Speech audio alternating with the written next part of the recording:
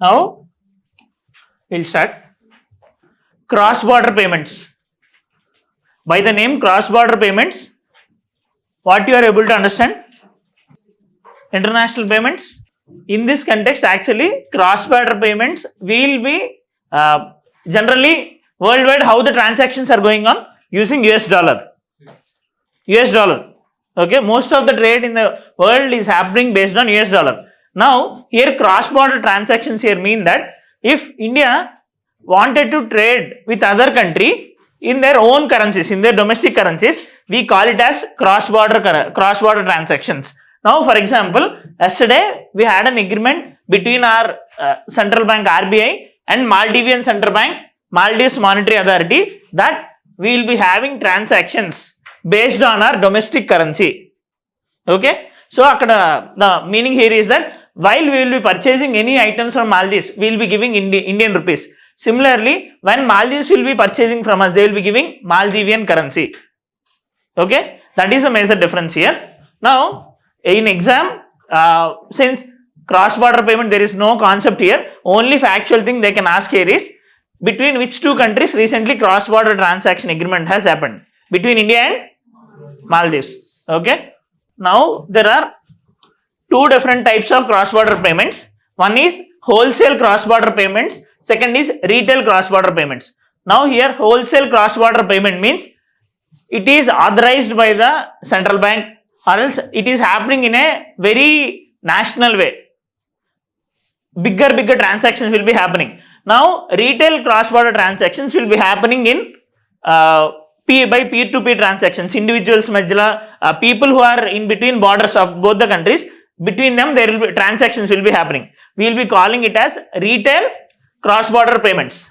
Okay. Now this agreement between Maldives and India, because you all know that India and Maldives is having a border.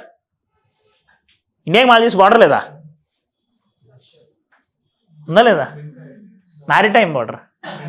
Maritime border. Okay. Since we are having a maritime border also, whenever any sort of transactions between India and Maldives happening, we will be doing in our domestic currencies.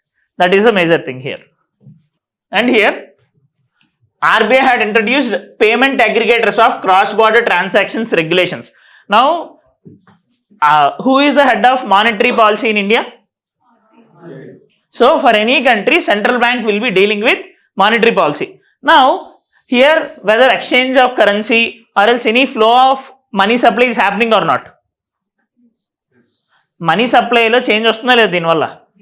Similarly, any sort of forex reserve changing is happening or not.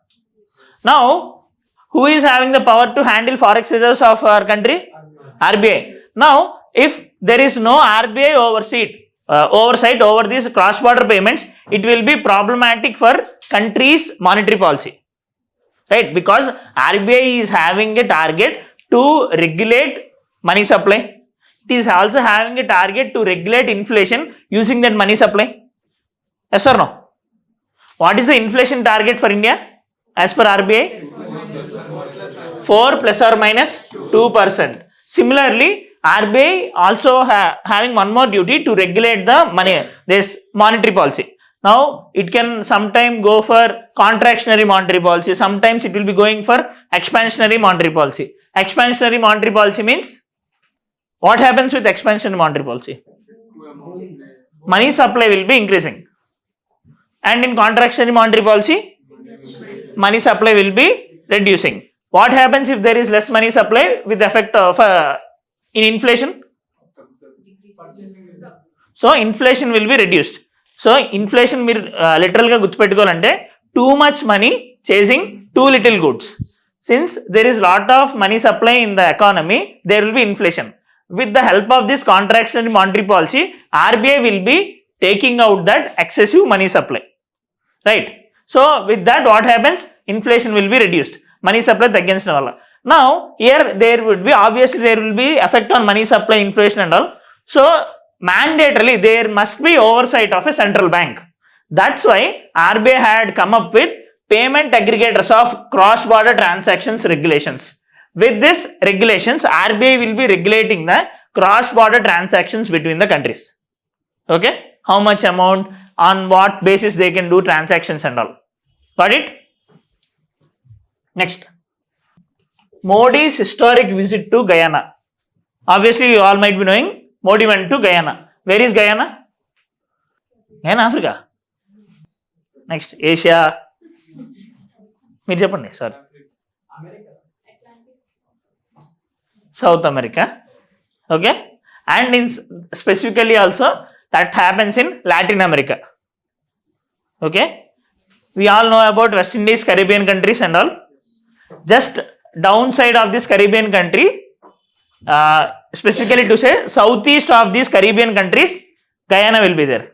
So southeast of our Caribbean countries, Guyana will be there. North America ki South America ki madhyalo em untayi?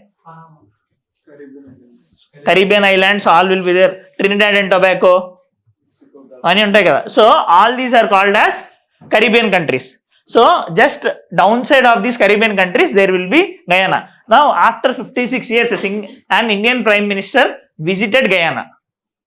Now you shouldn't see this as a normal international visit. There is lot of backstory inside this.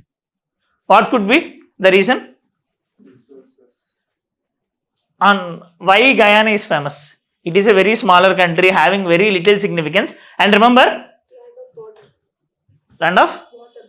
See, first and foremost, if we have to speak as per our international relations, post 2014, there are lot of changes in our foreign policy. Means how we are taking the positions and all. You can see with the statements of Honorable Foreign Minister Jaishankar also. So, generally, as I mentioned earlier also, one question will be coming repeatedly with the name change and continuity of foreign policy. Now, one of the major changes of our foreign policy in the last 10 years is that we are searching for new domains. Latin America is a forgotten land for India. We are not up to the... Anytime you will be seeing the news about India-US relations, India-Japan, India-Russia, India-China. But news about India-Latin America is very minuscule. Right or wrong?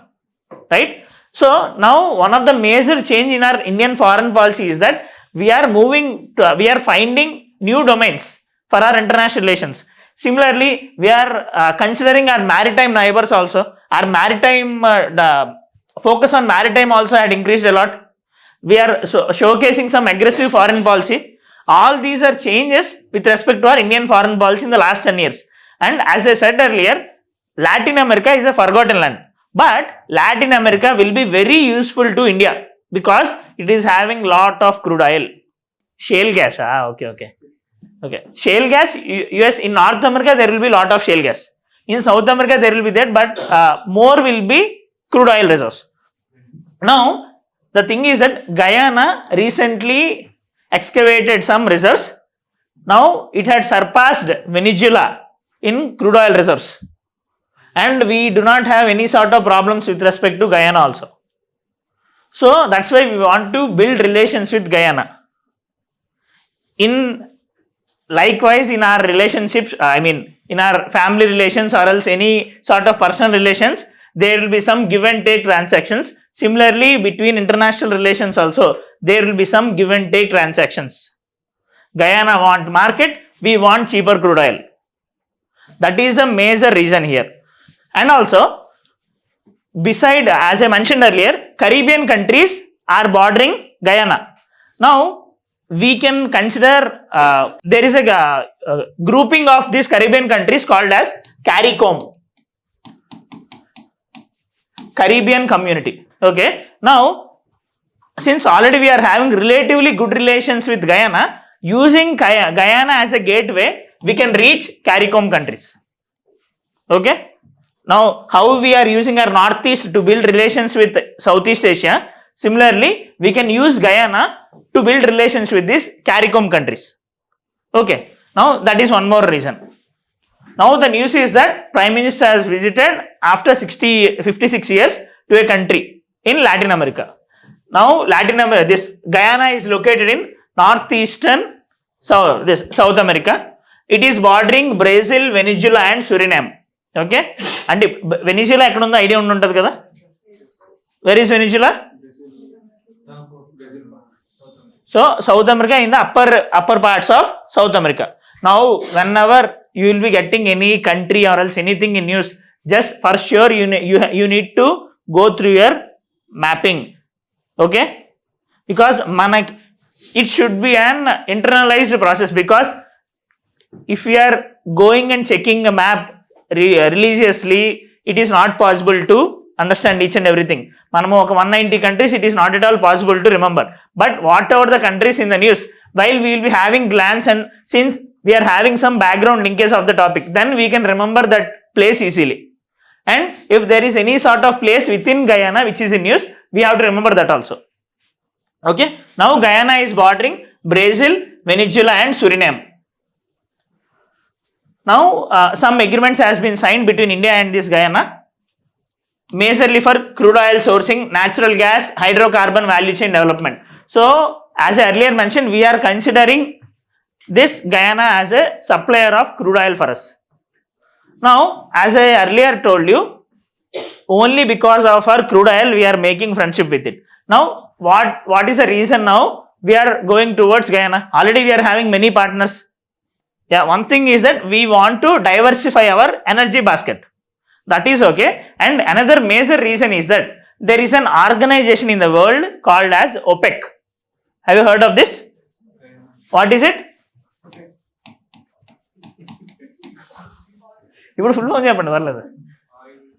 No. Organization of Petroleum Exporting Countries. Now, what are the major countries which are exporting oil? They had formed one group. ఇక్కడ irony ఏంటి అంటే, in this OPEC group there are 12 members now.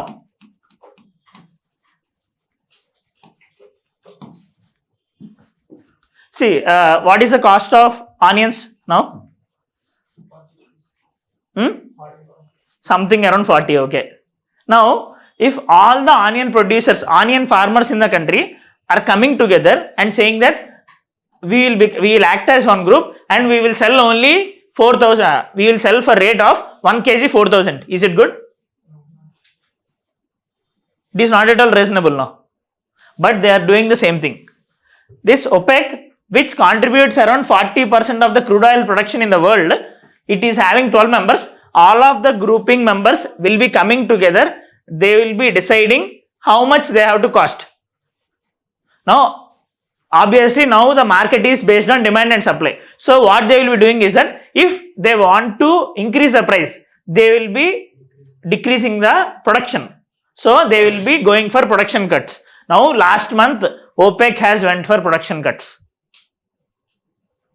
Now one more bad thing is that this, not only these 12 members, there is another organization called as OPEC Plus. Here what I told, there are 12 members, all of them together contribute around 40% of crude oil production. There are still many members who will be producing crude oil. Now if they are not ready, they are trying to increase the price, others will be going towards other countries, right? Now India will be going towards other countries other than non-OPEC countries. That's why they had made friendship with some other countries and formed a new group called OPEC Plus.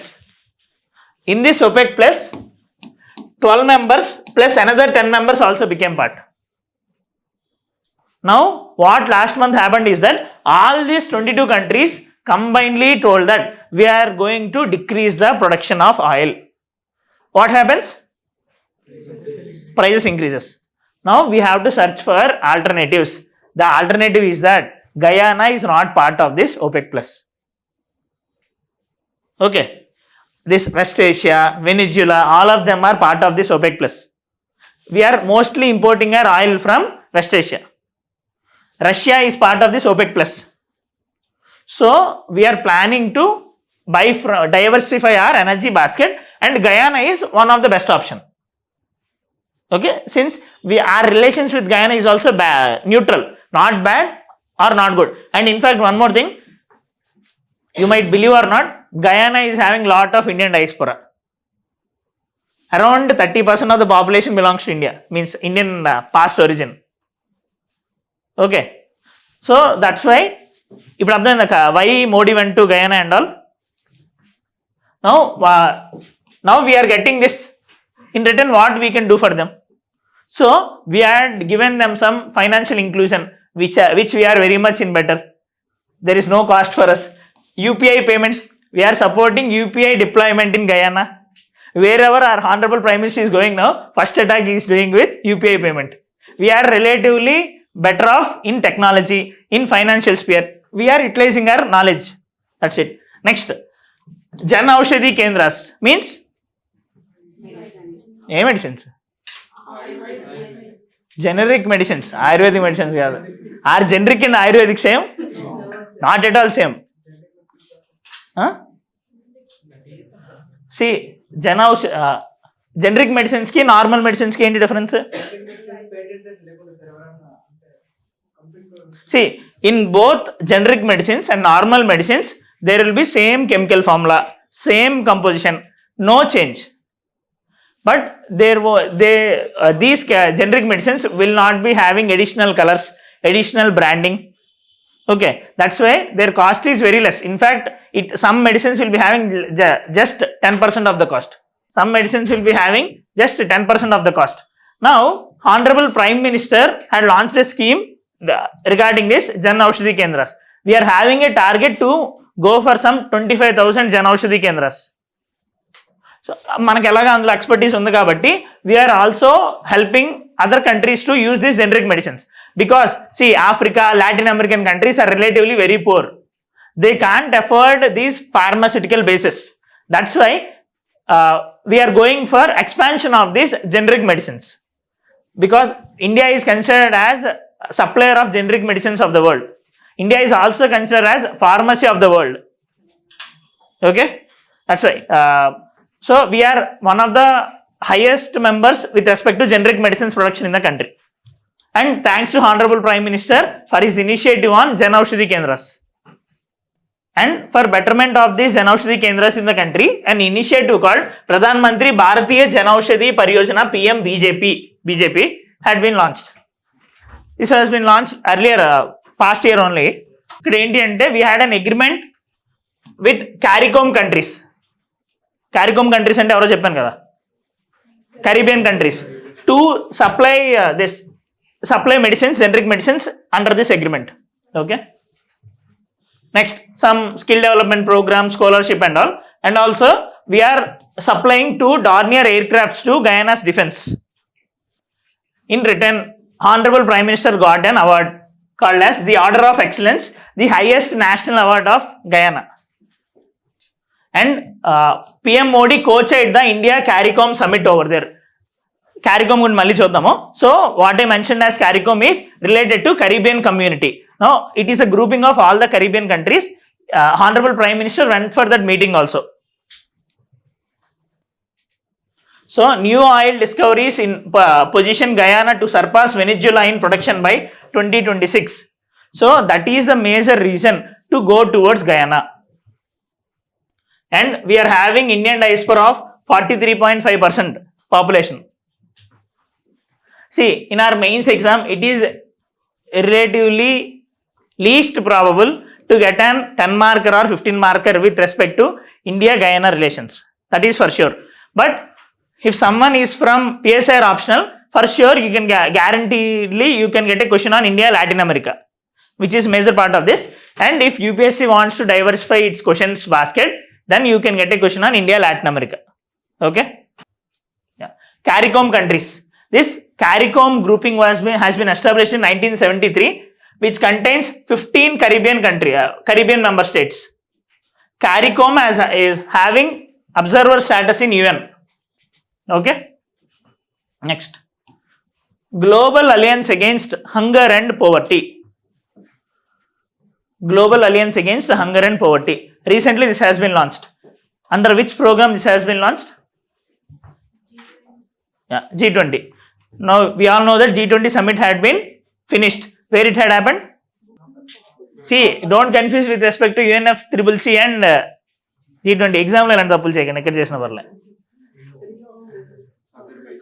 This G20 summit happened in Brazil, Rio. In Rio, this summit had been happened. Where did this UNFCCC COP had happened? Baku in Azerbaijan. Okay. So there they had launched an initiative called Global Alliance Against Hunger and this Poverty. This is also probable question in the sense that Global Alliance Against Hunger and Poverty has been launched under which organization? Some of the features. We need to know some of the features and whether India is part or not. India is part or not.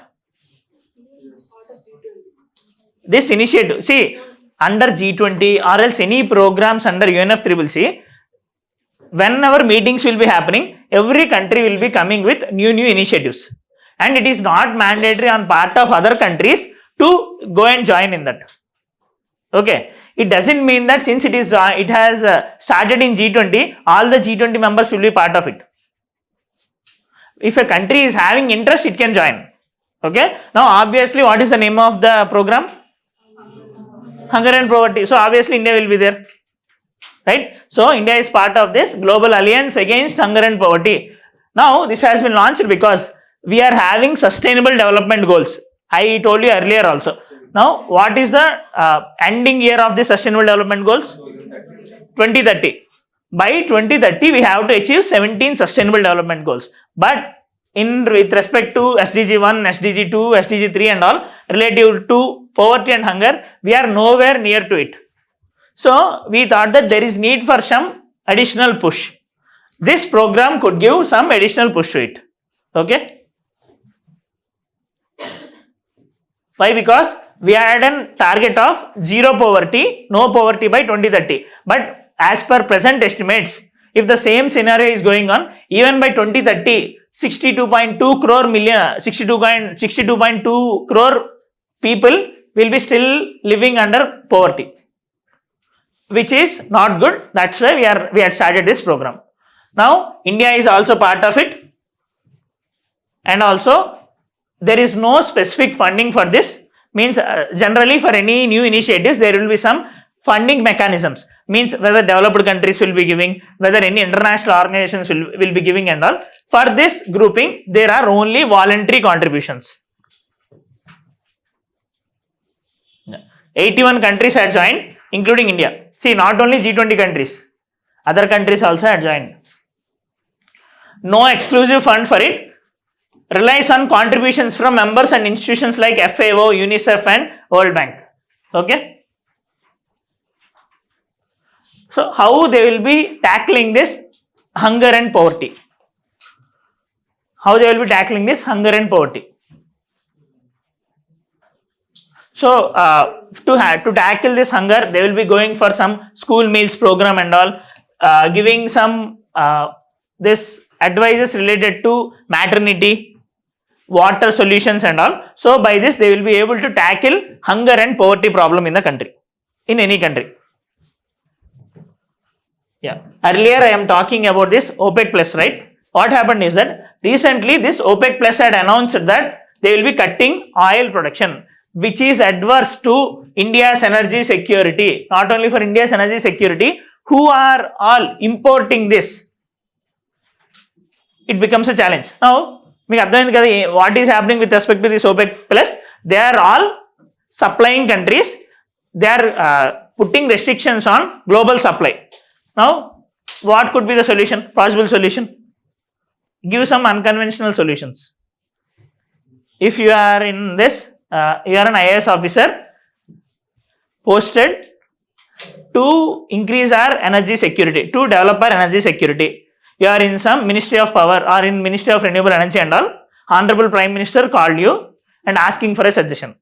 What you would suggest? Diversification of trade. Yeah, I am asking for some unconventional solution. Okay, give me some other solutions. We need to reduce Shady oil. Huh? by some other reason. Shale gas. Okay, so what you are suggesting is that other than crude oil, we have to go for some other. Okay, we have to go for some renewable energy, non-fossil energy, and you are also suggesting to go for some other countries who are not part of this OPEC plus. You are also suggesting to go for some other resources like shale gas, which we can import from foreign countries. Inka? Yeah, renewable energy. We are going for renewable energy and all now.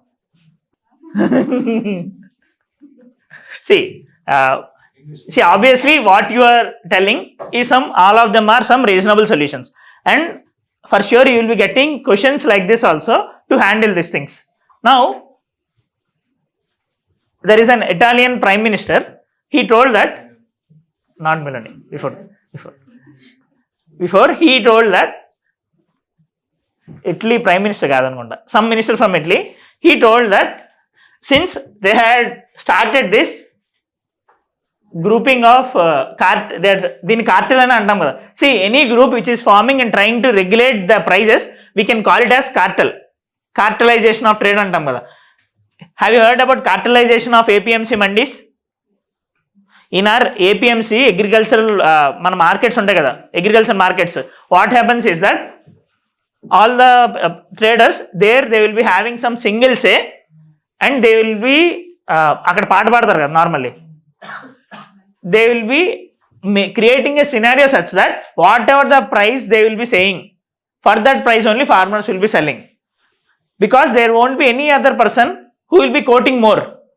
So obviously if 10 players are there, all the 10 members are saying same price for banana or tomato, there is no other option for that farmer to sell. So obviously since he needs some money to again go and farm, what he will be doing, he will be selling at the whatever the price they will be giving. This is called as cartelization. Now the same thing is happening here also cartelization is happening. Now this Italy minister is saying that since they had formed a cartel of supplying countries, why can't we form a cartel of borrowing this importing countries? Manam kuda know who all are importing crude oil. Why can't we form a cartel and say that if we won't be importing from you, only if you give at this rate, then only we will be importing. So anyway, see, in a world which is having lot of diversity, it is relatively difficult. But say this suggestion could be reasonable. How come they are having that power? How come the importing countries are not having that power? Giver will be having upper hands if there will be someone to take. See, market dynamics will be happening only on the base of demand and supply.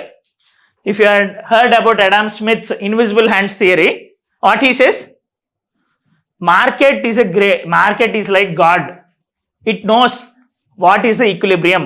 If we leave the things as it is to the market, it will get to equilibrium based on this demand and supply. Now, since they will be demanding and these will also be demanding, what happens? So finally they will say that we will leave to the market. So invisible hands will be playing game. Invisible hands theory evaru icharu? Who had given this invisible hands theory? Invisible hands of demand and supply by Adam Smith. విన్నారా పేరు?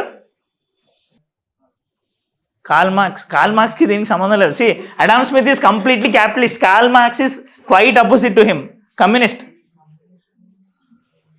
Karl Marx, who is the prologue for this Marxism and all, Marxism is highest form of communism.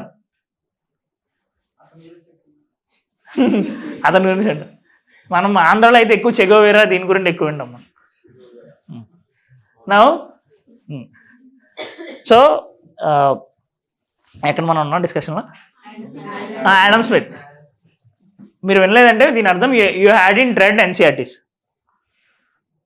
In 11th class macroeconomics NCERT, in the very first chapter, discussion about Adam Smith and J.M. Keynes will be there.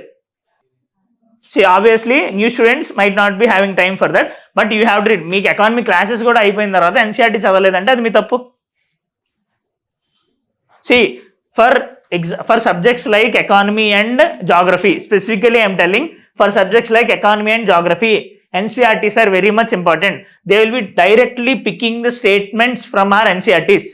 Obviously, if you say, I can say directly that you are not having any need to go for some polity NCERTs, because each and everything will be there in your classes or else in Lakshmikant. Same is the case for other subjects. But with respect to this economy and geography, I suggest to go for reading NCERTs. Every year a question comes on microeconomics NCERT. Just in that book of some around 100 pages, you need to read just 5 to 6 pages. Okay, andro mottam anta avasam ledhu, because remaining all will be with graphs and all. In that there will be some concepts called Veblen goods, Giffen goods, opportunity cost and all. You need to read them only. every year 1 or 2 questions will be coming. This supplementary goods, complementary goods and all. Max to max 5 to 6 pages will be there. And there is one more NCERT called 11th class NCERT, Indian Economic Development. Every year you will be getting one question from it. And all these are low hanging fruits. We cannot make mistakes in this. UPSC prelims of GS1, where our general studies questions will be there. GS1 questions, the simple strategy to clear prelims GS1 is we need to know art of selecting easier questions. And in CSAT, we need to know art of skipping difficult questions. There is lot of difference between this. To qualify CSAT, if you know art of skipping, it is very much easy to qualify. For no question, you need to allot more than 2 minutes. If a question is taking more than 2 minutes, you have to stop there itself. You shouldn't restrict to either maths or either English or either reasoning. If you are going towards all the 3 subjects, for sure you will qualify prelims. Many of my friends who are from IIT graduates who are having maths as optional couldn't clear prelims last 2 years only because they had restricted their time completely for maths. And some of my friends who are having English literature as optional, they are restricted complete to English. That is also a sin. Now, if you are handling both the things, you can surely qualify. See, CSAT, ఎప్పుడు CSAT గురించి మాట్లాడే time రాలేదు నాకు actually. Now CSATలో స్పెసిఫిక్గా ఎలా అంటే, in English, you will be having 27 questions every year. You can go and verify. Last 4 years, you are having 27 questions in English. CSAT లో మొత్తం ఎన్ని క్వశ్చన్స్? ఇంకెన్ని ఉన్నాయి? Remaining 53 questions, you will be getting minimum 15 to 18 questions from reasoning. Rest of the questions from mathematics. Now, aptitude and maths le bhaiya. Aptitude reasoning rendu kalpi. See, adi aptitude and pair better. From the childhood, we call it as maths only, no. In it, we are also having reasoning. Now, the thing is that we need to select easier questions here. And I can surely say, whatever might be your background, making 20 correct of this 27 is a very easy task. And getting 27 out of 27 right is a very difficult task there. Sometimes paper will be very difficult and we can't go towards some 25, 26. But any given year, you can surely get 20. I can understand. Seeing the English questions, we might feel some problematic and also we might feel that it is very difficult. But for sure, all the answers will be there in the passage only. మీకు ఒక passage ఇచ్చేసి they will be giving one passage, down side they will be asking what is the major summary. There will be some 6 keywords in CSAT English comprehension. One is critical evaluation, one is summary, one is crux, one is inference. Two more will be there. Now only this assumptions, only these 2 questions which are having inference and assumptions, these are difficult. Remaining all the questions anyone can answer. Anyone on this earth who is having knowledge to read clearly can answer. Now the thing is that with the pressure of mathematics and reasoning, we will be leaving them. Okay, that is very much easier to gain marks in English over there. I can surely say that. నేను రాసిన 3 ప్రిలిమ్స్లో నాకు English 26 out of 27 మొత్తం అన్నిటిలోనే. So the thing is that and if you are practicing all the 10 previous year papers from 2013 to 2023, you can surely reach 25. I can bet on it. Because critical evaluation, crux, elanti padalu unnai kada, UPSC is having different meaning to it. If you are able to understand that meaning, you can surely answer those questions. Now already some 20 into 2.5 anta 50 marks. Already 50 marks are in your hands. How much more you need to get? Right? So obviously if you are selecting even some 10 to 15 easier questions here, you can qualify. Okay? ఇది ఎక్కడి నుండి మనం వచ్చాము ఇదంతా? ఉపేక్ నుండి ఎందుకు వచ్చింది? Adam Smith. Okay. Adam Smith micro economics and all. Now even for prelims, GS general studies prelims also, the thing is that you will be having some easier questions, low hanging fruits. We shouldn't miss those low hanging fruits. From polity, economy, science and technology, IR, every year combinedly you will be getting 50 questions. And I'm sure you can maintain an accuracy of 90 to 95% in these 4 subjects. It is not possible with other subjects. How much you try hard, it is not possible to gain more marks in history.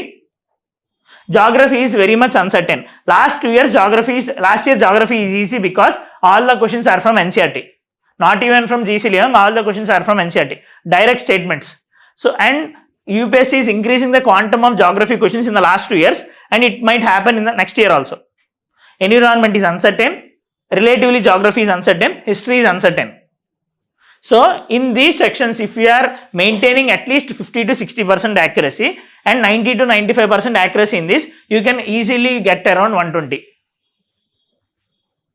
అర్థమైందా? ఇంకా ఎక్కువ కూడా తెచ్చుకోవచ్చు, ఆర్ఎల్స్ మనం easy safe స్కోర్లో అయితే మాత్రం మనం అనొచ్చు. Don't take burden of all these things. ఇప్పుడు చెప్పానండి, ఇప్పుడు ఏం బర్డెన్ తీసుకోకండి, జస్ట్ బ్రెయిన్లో ఈ థాట్ ఉండాలని చెప్తున్నాను అంతే. Because slowly you need to go in to the momentum of prelims also by Jan mid and all.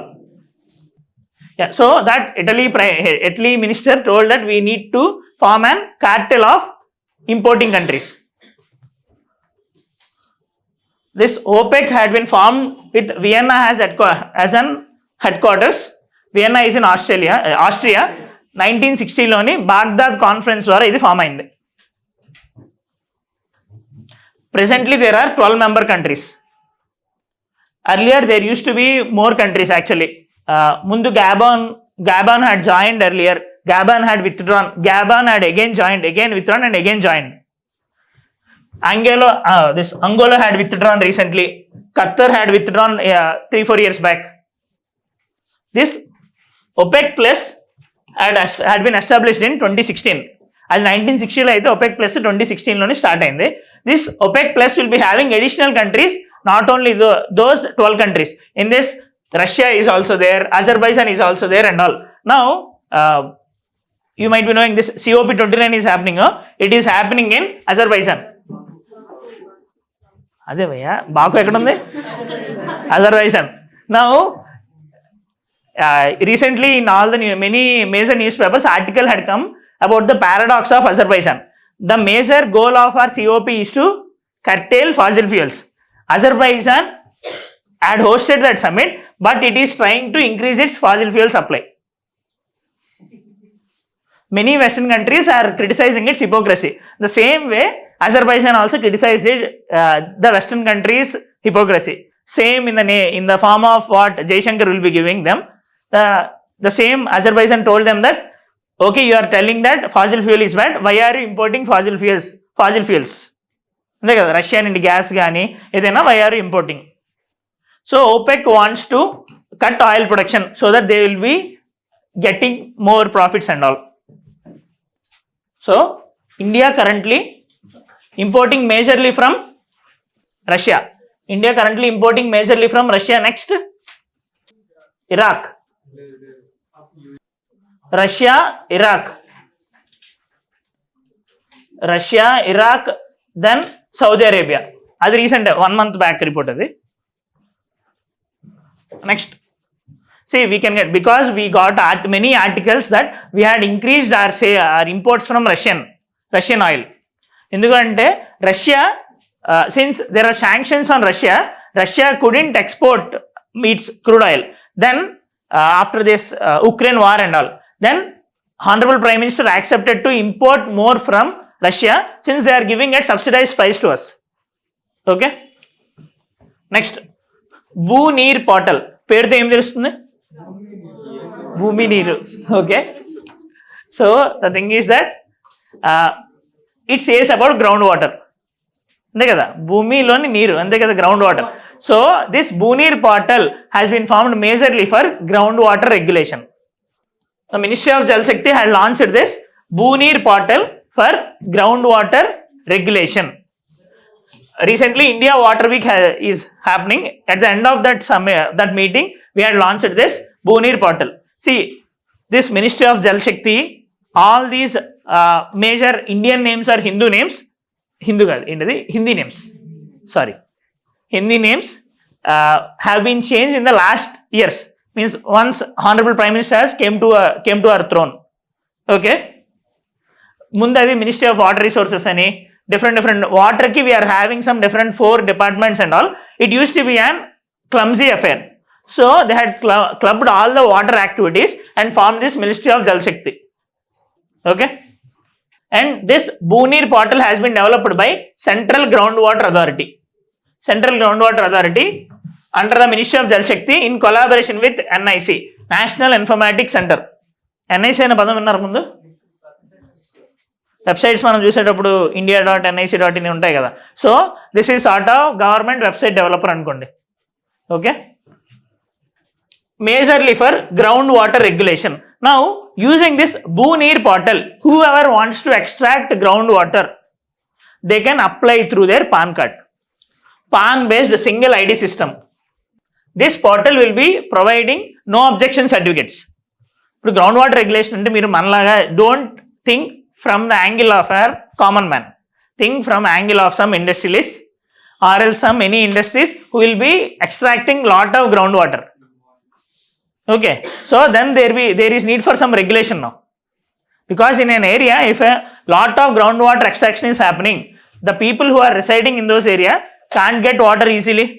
And also when groundwater will be reduced, groundwater table padipothe what happens, salt water ingression will be happening. Yeah, nearby coastal areas ki adi ekku untadi. Next, now why we need all this regulation? Because see, India how much population does India have? Around 150 crores people. It amounts to 18% of world's population. But we are having water resources of only 4% in the world. Idi ఏంటది fixed introduction for water. Every year either in GS1 or GS3 you will be getting a question on water crisis or water scarcity or anything related to groundwater management and all. Why ఈ ground water, ఈ water scarcity మనకు problem ఎందుకు అంటే, India is having land of some 18% of the population, but we're having only 4% of water resources. So అక్కడ మనం ఆలోచించకుండా ఆ body part మీద ఎక్కువ కాన్సన్ట్రేట్ చేయొచ్చు. అప్పుడు similarly that question will be majorly around water crisis and water scarcity. So obviously will be remembering water scarcity or water crisis definitions and all. Yeah, groundwater, lot of water scarcity is there in country, and also groundwater depletion is happening in a very rampant manner, because the thing is that most of our drinking water supply and irrigation needs are happening through groundwater. Rainwater harvesting is relatively less. Most of the rainwater is going towards seas. Now if we are able to harvest our rainwater, it will be useful, and we have to recharge our aquifers, recharge our groundwater, then there won't be any sort of problem. But our drainage system is a very problematic thing. In cities like Chennai, Hyderabad, Bangalore, we had seen, right, urban floods. If you are really able to capture all those water, why there will be water crisis? Every alternate year, many of your friends in corporate or IT sector in Bangalore and Chennai, ask them, they will be facing water crisis. Sometimes they won't be getting water for bathing also, at least in Whitefield area and all. Okay, but when rains are happening, lot of water is flowing on the roads. Now the thing is that there is no proper regulation of this water. So the same is the case with China and all many urban countries. Now they had devised some new systems. For example, China had come up with the idea of sponge cities. I have heard this word, sponge cities. Its drainage capacity will be very much good. It can all the water will be penetrating inside the ground. So what happens? Groundwater will get recharged. Now whenever there will be high groundwater table, it will be very much beneficial for the farmers, for the people and all. Industries can grow. Why there is backwardness in Rayalaseema region of Andhra Pradesh? Lack of water. So if we are able to harvest all these things, many solutions, many problems could be solved. Along with this, adding to this menace, we are having water pollution, mindless consumption. Always we want showers. Bucket తో water కన్నా we will be enjoying shower water. అంతే కదా, కొంచెం relatively. నేను అది మంచిగా చెడే చెప్పట్లేదు. All these things are quoted by synergy reports and government reports. And also, we are a climate vulnerable country. Whenever there is climate change, what is happening? There is this monsoon is not at all predictable. Once we'll be having some heavy rains, sometimes we'll be having very less rains. Average 96 to 106% of ఏదైతే normal average ఉందో అక్కడ ఉండట్లేదు మన monsoon concentration. Now because of that, sometimes we can get floods, sometimes we can see droughts also.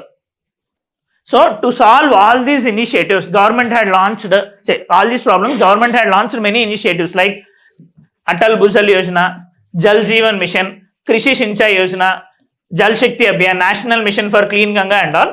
See, whenever any scheme is in news, you need to know that. Now Atal Bhujal Yojana majorly for groundwater recharge. Jal Jeevan Mission ఏంటి అంటే already చెప్పాను నేను మీ క్లాస్లో. ఇది Jal Jeevan machine దేనికి? The thing is that all the rural areas should get functional household tap connections which will be providing at least 55 liters for consumption per person. Functional household tap connection to all the people in the rural areas. That is the target of this Jal Jeevan Mission. Next, Krishi Sinchai Yojana. Micro irrigation. Majorly it concentrates about micro irrigation, drip irrigation and all. Next, Jal Shakti Abhiyan, Catch the Rain campaign for rainwater harvesting. Rainwater harvesting అంటే rain water harvesting. మన rain వాటర్ని waste అవ్వకుండా మనం కాపాడుకోవాలి. we must develop an capability to store our rainwater, to divert it to use for our benefits. And majorly ఏంటి అంటే whenever we'll be having rains, మనం బయట we'll be keeping buckets and all, that is we're catch the rain, అదే కదా. Now if you are doing in some larger scale or for some more benefits, we are given the same name, Jal Shakti Abhiyan Catch the Rain campaign, National Mission for Clean Ganga, majorly for Ganga rejuvenation and all. Now India Water Week ఏంటి అంటే majorly to discuss about the water solutions and all. This year the theme is partnerships and cooperation for inclusive water development management. And in this, many innovations from many countries will also be showcased here. Means India is organizing this international event. Next, Nafithromycin, India's first indigenous antibiotic. See, earlier also I had told about antimicrobial resistance problem which is being faced by Indian citizens. Antimicrobial resistance అంటే అర్థం విన్నారా మీరు? చెప్పండి, antimicrobial resistance తెలుసా అడుగుతున్నా. See, antimicrobial resistance is a bad word. అవునా కదా?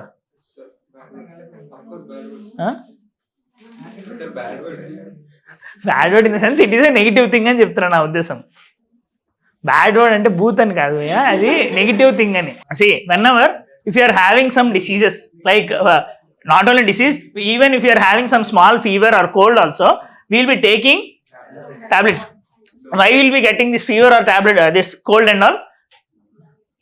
Because of some bacteria, virus, any sort of microbes. Now we will be taking these tablets to counter that effect of microbes. Now because of this resistance, what happens? Our tablet is not able to act upon this microbe. When this tablet is not able to act upon this microbe, it happens this microbe had developed resistance, microbial resistance. So we need to fight against this. Antimicrobial resistance is necessary for us. Now this microbial resistance is a very greater problem because we can't realize it. Why? What is the reason for this antimicrobial resistance problem? Say, now there is no regulation on the suggestions of antibiotics. Now for whenever we will be going for the counter, we generally won't be going for hospitals in the first 2 days.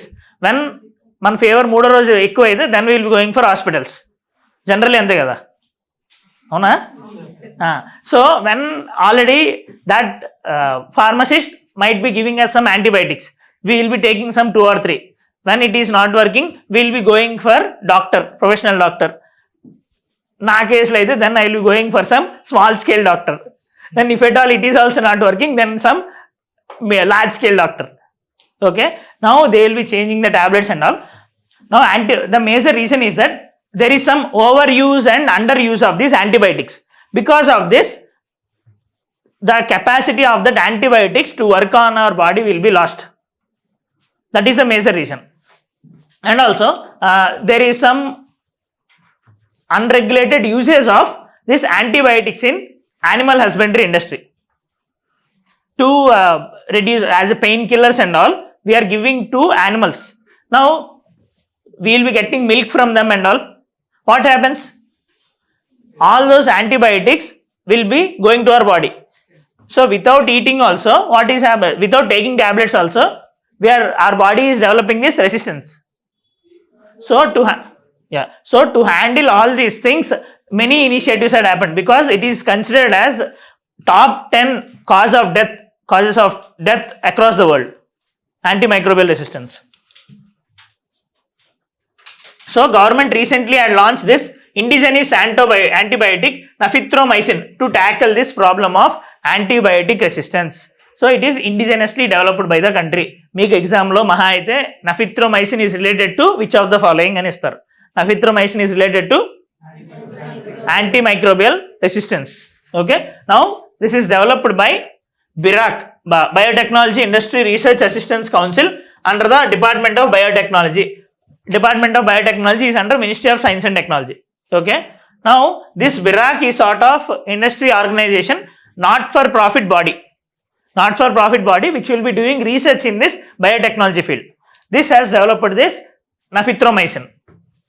Now majorly the utility of this nafithromycin is that whenever an drug resistant bacteria enters into our body, which we can't kill with normal tablets, our body attains a situation called community acquired bacterial pneumonia, this CABP. We can counter this CABP with the use of this nafithromycin. Okay, means since normal tablets are not working, we have developed this nafithromycin. Okay, and any approval of any drug in India needs the permission of Central Drugs Standard Control Organization. Okay, as I mentioned, BIRAC is a not-for-profit PSC established by the Department of Biotechnology. PSCs అంటే తెలుసు కదా, మరి PSCs అంటే difference ఏంటి రెండింటికి? What is the difference between public sector enterprises and public sector undertakings? That deals with some disinvestment and all. See, the difference between PSCs and PSUs. No. See, both are public sector. ఇక్కడ వరకు ఓకేగా, public sector. Some companies are called as public sector enterprises. For example, you know about BHEL, Bharat Heavy Electricals Limited. It is a public sector enterprise. Some units are called as public sector undertakings, which is for example LIC, railways, all these are public sector undertakings. Now public sector here means that government is the major stakeholder here. Okay, now in this PSCs or PSUs, the major difference is that if the reason for formation of these PSCs is because of Companies Act, we call it as PSC. If a company is forming on the basis of Companies Act, registered under Companies Act, we call it as PSC. Now if a company or if an organization is being formed by a separate legislation, not because of this Companies Act. For example, LIC is having LIC Act. So all the undertakings which are formed under a legislation separately to them, they are called as public sector undertakings. Understand the difference? If it is formed based on Companies Act, we call it as PSC. If they are being formed based on some separate legislation, it is called as PSUs. Now BHEL is formed under Companies Act, that's why we call it as public sector enterprises. This LIC had been formed under LIC Act, so we call it as public sector undertaking. Now దీని యొక్క significance ఏంటి? What is the speciality of this PSUs then? If there is a legislation on any subject in the country, can an executive resolution change that legislation? No, right? So if, for example, take the case of LIC. LIC has been formed by LIC Act. Now if they want to change any sort of things with respect to LIC, they have to amend the LIC Act. For this, nothing is needed. Just an executive resolution, cabinet resolution is sufficient to change any sort of things with respect to BHEL. Same is not the case with this public sector undertakings. Now, if they want to change anything in LIC, they have to put in place a legislation and amendment in the parliament. Okay. For example, 2 years back, initial IPO had been placed with respect to LIC. Initial public offering చేశారు ఏంటి అంటే they had sold 3.7% of LIC. At that time, it has been placed in Parliament House. Only if Parliament passes, then only they can do anything to that. For all these PSCs, there is no requirement of any separate legislation. Just an executive resolution is sufficient. అర్థమైన reference. Next, similarly for antimicrobial resistance, recent times లోని ఒక high level meeting అయింది. The outcomes of that high level meeting with respect to antimicrobial resistance came out as ZEDA commitments on antimicrobial resistance. Where is this place ZEDA? చూడకండి, ఇక్కడ చూడకండి, చెప్పండి, ఇక్కడ చూడకండి అన్నాను, చూసిన తర్వాత ఇంకేం చెప్తారు. So this Jeddah is in Saudi Arabia. In Saudi Arabia, this high level meeting, ministerial conference on antimicrobial resistance, 4th meeting had happened. The outcomes of that meeting had been given as JEDA commitments on antimicrobial resistance. So what is their thing is that వాళ్ళు start చేసిన దాంట్లోని they want to create One Health learning hubs across the world. You know about One Health? See, this is human health.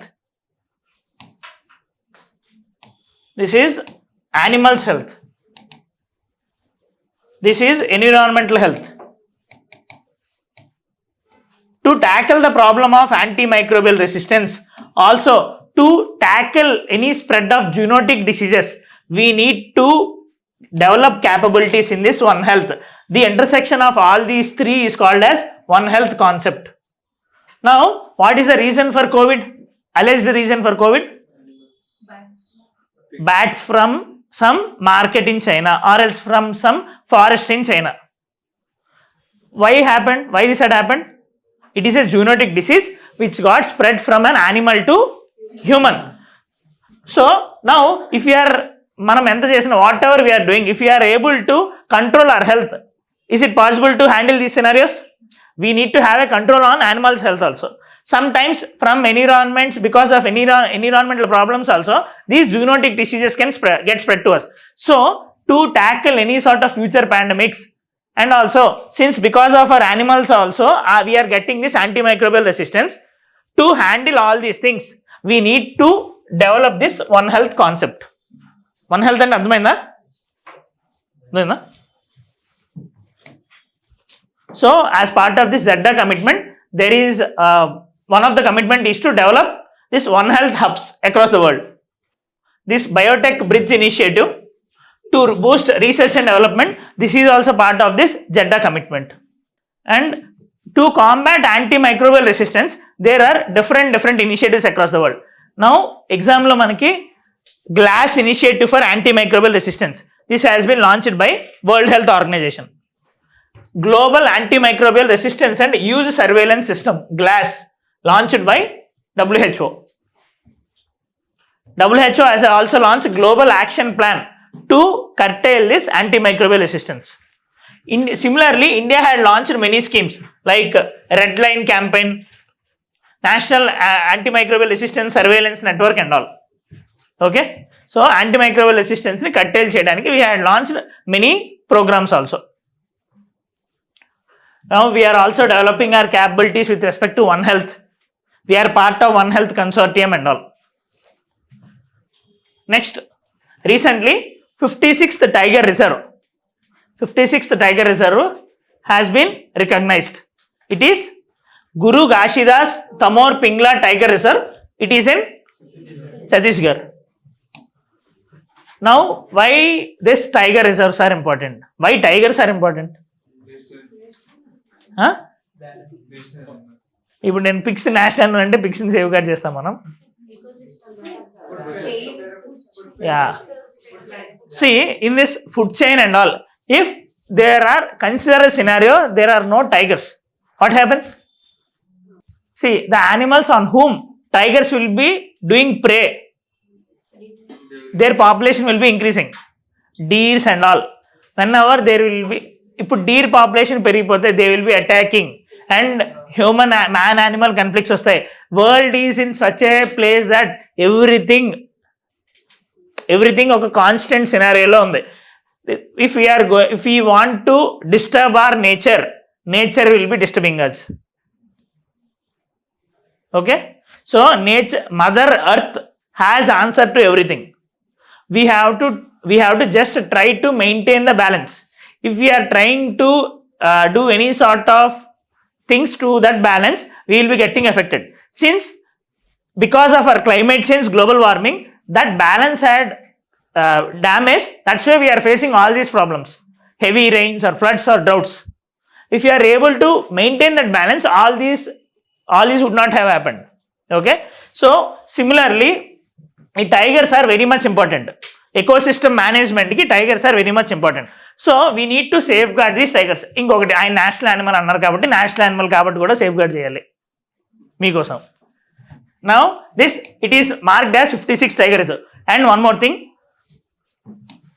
earlier also I told about this. There are protected area networks in the country. Means whatever the places we are protecting for the betterment of flora and fauna in the country, we call them as protected area networks. In them there will be elephant reserves, tiger reserves, national parks, wildlife sanctuaries. All these will be biodiversity reserves and all these will be coming under this protected area networks. Now these protected area networks are very much essential to avoid this man-animal conflict, to maintain the populations and all. Okay. Chhattisgarh earlier had 3 tiger reserves before also. Now this would be the 4th tiger reserve in Chhattisgarh. How an area will be earmarked as tiger reserve? Who will be doing it? Huh? Central government, state government, Ministry of Environment, easy. See, state government will be having authority to earmark an area as tiger reserve, and on the recommendation of National Tiger Conservation Authority. All these will be happening based on the Wildlife Protection Act 1972, which was recently amended in 2022. Wildlife Amendment Act 2022 dwara all these things will be happening. Who will be giving, who will be regulating and all, everything is mentioned in our Wildlife Protection Act. Okay, and our there is a National Tiger Conservation Authority. It is also a statutory body formed under this Wildlife Protection Act. Now, under this Wildlife Protection Act, everything is mentioned. This entity, NTCA, also performs other duties like doing tiger census and all. Every 4 years in India, tiger census will be released. So, Megatavi, Indravati, Udanti, Sita Nadi and Achanakmar, these 3 are earlier 3 tiger reserves in Chhattisgarh. This Guru Gashidas will be the 4th tiger reserve. Core area is around 2049 square kilometers. Core area enti ante, for any tiger reserve, there will be core area and buffer area. Means here there will be circulation of all the tiger species. This Guru Gashidas will be 3rd largest tiger reserve in the country. Which is the largest tiger reserve in the country? చూసి కాదు భయ్, చూడకుండా చెప్పండి. Nagarjuna Sagar Srisailam tiger reserve, which is in Andhra Pradesh, is the largest tiger reserve in the country, which is it is having the highest core habitat. 22 or 21 films lo ఇది అడిగారు, largest core habitat ఏ tiger reserve లో ఉంది అని. So people got confused at the time with this area or core habitat. Does it? Telangana. Tigers will be there. Sundarban is not there. Biodiversity reserve. Have to check it once. Guttiledu. 3rd largest tiger reserve. First is Nagan Sagar Srisailam. Second is Manas. So all the notification of any tiger reserve will be happening under this Wildlife Protection Act 1972 by the state governments on the advice of National Tiger Conservation Authority. Okay, అర్థమైందా? ఇంకేం notes ఉన్నాయా? ఇది కాదు జనరల్గా. See, obviously, since we are not having this daily newspaper analysis now, covering many topics is not easier. In this 1 hour, whatever will be the major topics in the last 1 week, I am covering them. Exam ki is important, which are both important for both prelims and mains. నేనైతే ఎక్కువగా I will be selecting topics which will be important for mains. Because prelims topics obviously మీరు జనవరి వచ్చిన తర్వాత పక్కా మ్యాగజైన్లో అవన్నీ మీరు చదవాల్సిందే కొంచెం రిలేటివ్గా. But don't skip newspaper now. At least go for half an hour. Editorials అనే కాదు, వాట్ ఈస్ హ్యాపెనింగ్, ఏం జరుగుతుందనే విషయం మీరు తెలుసుకోవాలి. For interlinking, now polity classes are happening, many things are happening with respect to polity in the country. You can interlink easily. Okay, thank you.